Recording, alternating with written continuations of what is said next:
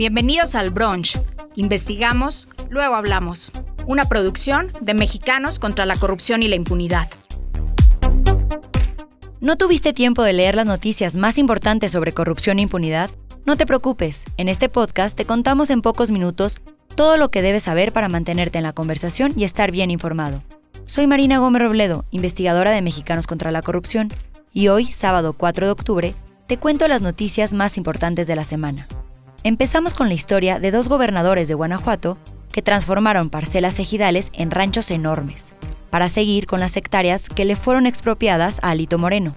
Vamos a repasar los casos de corrupción que han brincado en el primer año de gobierno de Sheinbaum para analizar si los niveles de impunidad siguen igual que en sexenios anteriores. Y hablando de impunidad, te contamos de un presunto feminicidio que sufrió una venezolana y que sus restos han desaparecido. También platicaremos sobre la transformación para mal que está sufriendo el Parque Nacional Los Viveros de Coyoacán. Recordaremos la matanza estudiantil del 2 de octubre del 68, la cual sigue siendo motivo de reflexión. Y terminaremos con un caso de corrupción que involucra a empresas de medicamento con Cuauhtémoc Blanco. ¿Ya tienes tu café o mimosa lista? Disfrútala y acompáñanos. Hoy arrancamos este brunch con un platillo fuerte, uno que nos recuerda que aunque cambien los manteles en la mesa del poder, los cubiertos son los mismos y el apetito por el privilegio también. Para esto, vamos a trasladarnos a Guanajuato, donde el campo ejidal se transformó, curiosamente, en propiedad privada de alto nivel justo cuando el poder tocaba la puerta de sus nuevos dueños.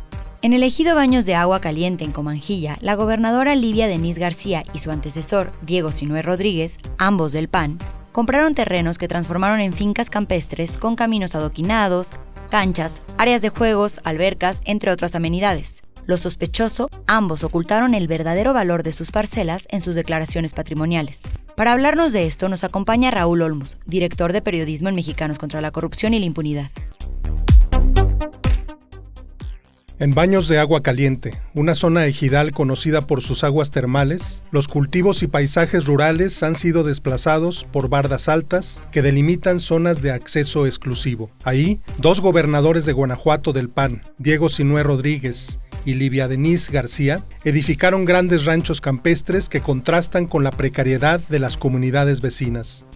Primero fue el exgobernador Diego Sinue, quien compró a bajo precio una parcela de 1.4 hectáreas que convirtió en un rancho con caballerizas, corrales y cultivos. Luego, su sucesora y correligionaria panista, Livia Denís, siguió la misma ruta. Adquirió en 2023 un terreno de 2 hectáreas en el mismo ejido y, en cuestión de meses, lo transformó en una finca campestre con canchas, alberca techada, extensas áreas verdes y una casa de campo de 274 metros cuadrados.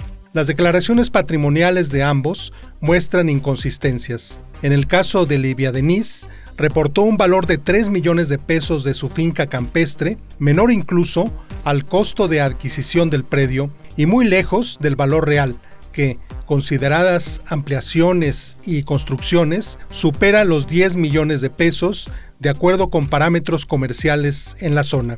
Diego Sinue, por su parte, omitió reportar su rancho al dejar la gubernatura y, además, su familia ocupa una casa en Houston de alrededor de $1 millón adquirida a través de una empresa vinculada con contratistas favorecidos durante su sexenio. A la opacidad se suma el uso de recursos públicos. Durante sus mandatos se construyeron caminos y obras de acceso que benefician directamente la zona donde se ubican sus propiedades. El contraste es demoledor. Mientras ejidatarios venden a precios bajos y comunidades rurales enfrentan rezagos y marginación, los gobernadores del PAN en Guanajuato levantan residencias campestres. No es solo una historia de ranchos, sino un retrato del patrimonialismo que sigue marcando la política mexicana, donde el poder no se ejerce para servir, sino para ampliar el patrimonio personal. Gracias, Raúl, por esta información tan necesaria y por ayudarnos a entender cómo el acceso al poder puede abrir no solo puertas políticas, sino portones hacia el privilegio inmobiliario. Vamos a otro estado donde los terrenos vuelven a ser el centro de atención. En Campeche, La gobernadora morenista Laida Sansores y el priista Alejandro Moreno Cárdenas, mejor conocido como Alito Moreno, dirigente nacional del PRI, llevan años en conflicto. Y es que ahora que el Congreso Estatal aprobó una nueva ley de expropiaciones con el respaldo del oficialismo, el gobierno de Sansores expropió 3 predios ligados a Alito. Son 7 hectáreas ubicadas en un fraccionamiento de lujo con campo de golf, cancha de pádel techada y jardines para eventos. Para hablarnos más, nos acompaña Eduardo Buendía, periodista de Mexicanos contra la Corrupción y la Impunidad. A inicios de esta semana se dio a conocer que en el Diario Oficial de Campeche apareció la expropiación de 3 predios. Uno de ellos a Yolanda Cárdenas Montero, que es madre de Alito Moreno, y otros 2 que pertenecían a Juan José Salazar Ferrer, que es identificado como el arquitecto de cabecera de este exgobernador de Campeche. Ahora, la noticia pues se da en un contexto bastante interesante porque el gobierno de Campeche hizo uso de una reciente reforma a una ley de expropiaciones y con ello fue que se hizo de estos terrenos, que por cierto en conjunto suman casi 70,000 metros cuadrados y que serán utilizados para construir ahí una universidad, la Universidad de la Salud, que pertenecerá a la Universidad Nacional Rosario Castellanos. En Mexicanos contra la Corrupción desde 2022 le hemos seguido la pista a la riqueza inmobiliaria de Alito Moreno y también de sus familiares. Encontramos un esquema en el cual el exgobernador pues se hizo de muchas propiedades, las cedía a sus familiares cercanos y después estas pues eran vendidas a un precio mayor.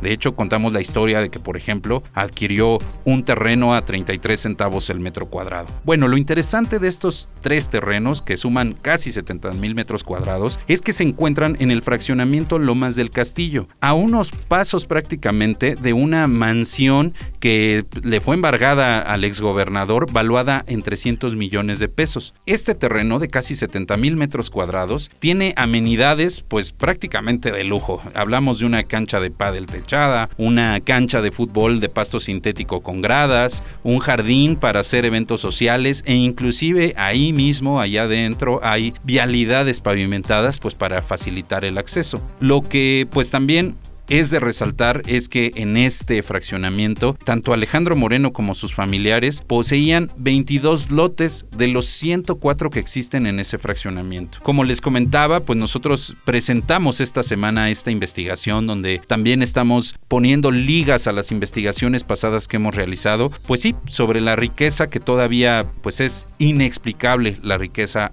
que ha alcanzado Alejandro Moreno, quien hoy es senador y también líder nacional del PRI. Gracias, Eduardo. Y mientras los estados se mueven así, ¿cómo se ve el panorama a nivel nacional? En el primer año del gobierno de Claudia Sheinbaum, Mexicanos contra la Corrupción e Impunidad documentó 51 casos importantes de corrupción e impunidad. 47% ocurrieron en el sexenio de López Obrador, pero explotaron durante este último año. 10% en tiempos de Peña Nieto y 41% ya en el actual gobierno.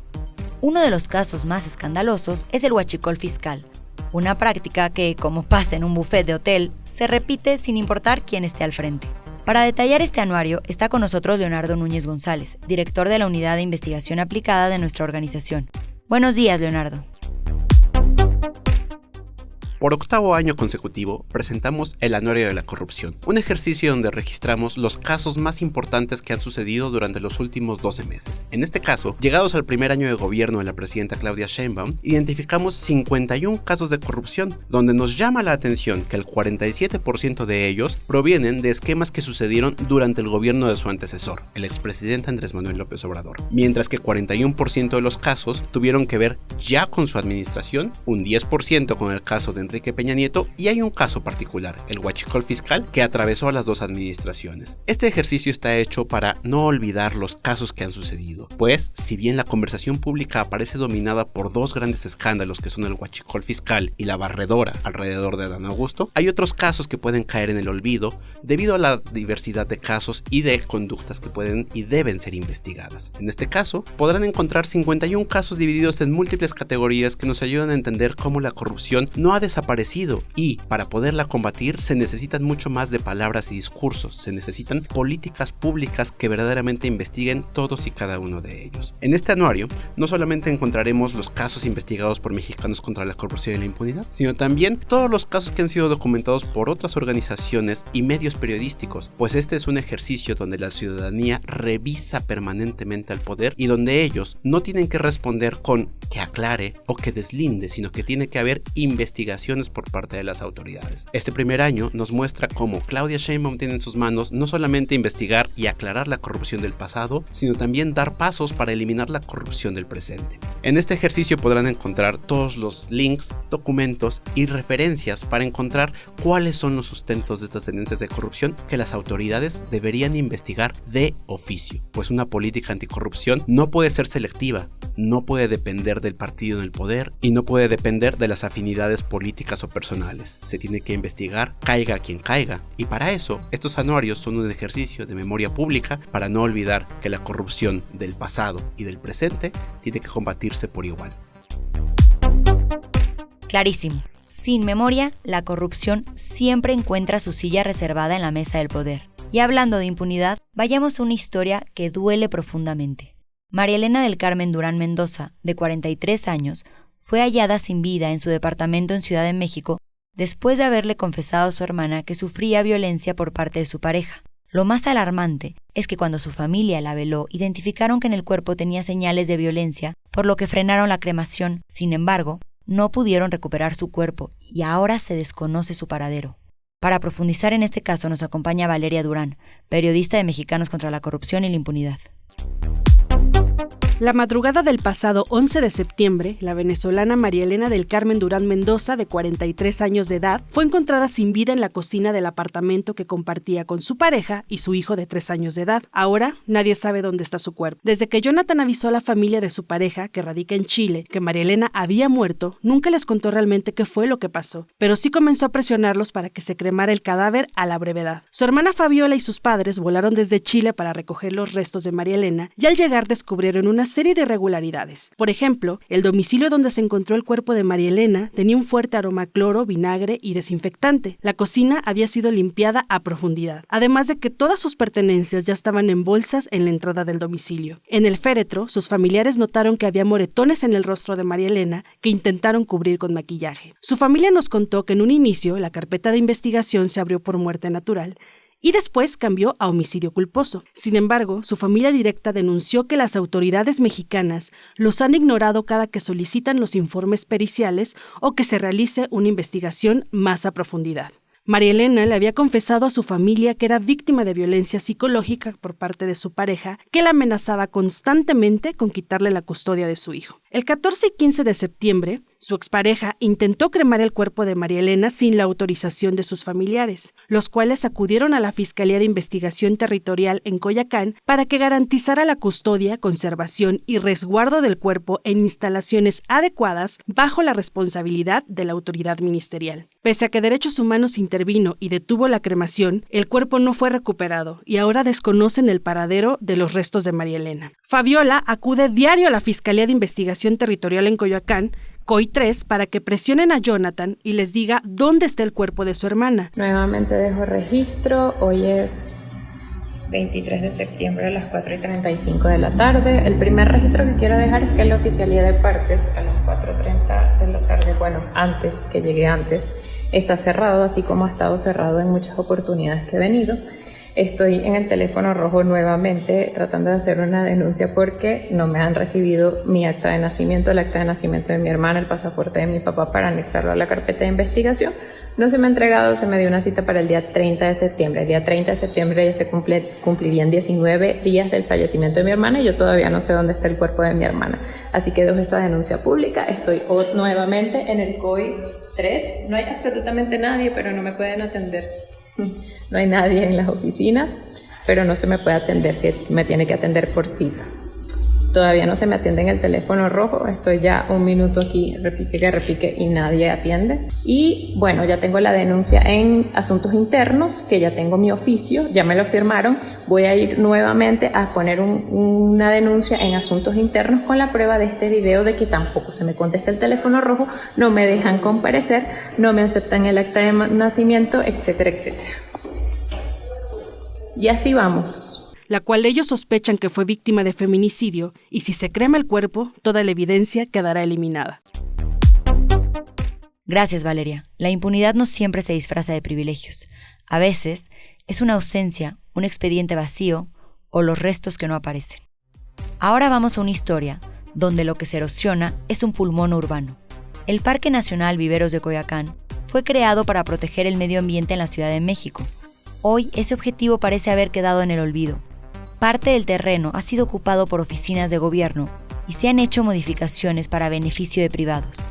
La negligencia y la corrupción ambiental suelen pasar desapercibidas hasta que es demasiado tarde. Para hablarnos de esto nos acompaña Mauricio Aguilar Madrueño, colaborador en el blog de Desarmar la Corrupción. El vivero de Coyoacán es uno de los pulmones más importantes de la Ciudad de México. Fue creado a inicios del siglo XX gracias a la visión y donación del ilustre ingeniero Miguel Ángel de Quevedo, el apóstol del árbol. Su propósito original era producir y aclimatar árboles para reforestar el país. Sin embargo, su historia reciente es también la de un saqueo silencioso. Décadas de corrupción, negligencia y apropiaciones ilegales han reducido su superficie, degradado su misión y puesto en riesgo su futuro. Desde la muerte de Quevedo, comenzó un patrón de desincorporaciones y construcciones dentro del parque, muchas veces disfrazadas de utilidad pública. Casas de habitación ilegales, oficinas gubernamentales, concesiones privadas e incluso un helipuerto presidencial se instalaron en suelo federal protegido como Parque Nacional. Hoy, más del 20% de la superficie original del vivero está invadida o perdida. Conviene recordar que este espacio no es un parque cualquiera. Durante décadas fue un centro de innovación ambiental. De aquí salieron millones de ejemplares que poblaron avenidas como Reforma, Insurgentes o Álvaro Obregón y que ayudaron a dar forma al paisaje urbano de la capital. Su misión no era solo local, sino nacional. Desde este sitio se organizaban campañas de reforestación para combatir la erosión, mejorar el clima y asegurar agua para las ciudades. En suma, el vivero formaba parte de una visión nacional de conservación y desarrollo, mucho más allá de ser únicamente un espacio de recreo. El problema no es solo patrimonial, estas prácticas reflejan un conflicto de interés grave. La misma Secretaría del Medio Ambiente, que debería conservar el vivero, ha permitido y justificado su ocupación con el argumento de aprovechamiento óptimo. Esto equivale a que el guardián se convierta en depredador. Las consecuencias son palpables. La producción de árboles, que alguna vez alcanzó los 3 millones al año, ha caído drásticamente. Hoy, apenas se generan unas decenas de especies, cuando en el pasado se cultivaban más de 400. El vivero ha dejado de cumplir su función estratégica de abastecer programas de reforestación. Además, muestra claros signos de descuido, carencias en el riego, plagas que no han sido atendidas adecuadamente, acumulación de restos vegetales sin tratamiento y una fuerte presión por el agua debido a megaproyectos inmobiliarios. ¿Por qué debería preocuparnos? Perder el vivero significa perder una parte esencial de la infraestructura ambiental de la ciudad. Sin su producción de árboles, sin su papel como área de conservación, la capital es más vulnerable a la contaminación, a las olas de calor y a las inundaciones. No se trata de un parque recreativo más, es un laboratorio vivo que debería estar al servicio de la nación. Esta investigación demuestra que el deterioro del vivero no es producto del azar, sino de un entramado de corrupción institucional y apropiaciones ilegales que se han normalizado con el tiempo. Romper este ciclo conlleva exigir transparencia, recuperar las áreas invadidas, retirar oficinas e instalaciones ajenas y devolver al vivero la misión originalmente concebida por su fundador, ser el corazón de la reforestación en México. Si uno de los bosques urbanos más simbólicos y con más historia de la ciudad puede ser despojado impunemente, entonces ninguno de nuestros espacios verdes está a salvo. Por eso, el rescate del vivero, además de ser ambiental, es una causa ciudadana de verdadero interés común.